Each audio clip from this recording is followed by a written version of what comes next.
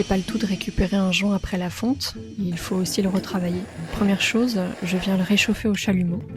Ça permet de détendre le métal et de le tordre plus facilement.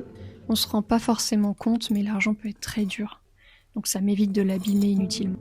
Après vient le serti, et pour ce jonc, j'ai choisi une opale doublée au ciel étoilé, qui est, je trouve, magnifique.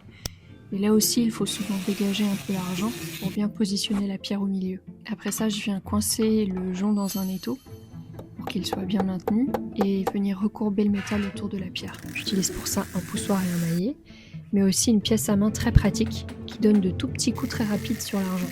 Ça permet d'aplatir le métal tout doucement sans choquer la pierre. C'est un travail très minutieux parce qu'il faut constamment faire attention à ne surtout pas toucher l'opale du centre. Donc je positionne souvent mon doigt sur la pierre pour éviter la catastrophe ou un dérapage qui arrive évidemment mais sur mes doigts.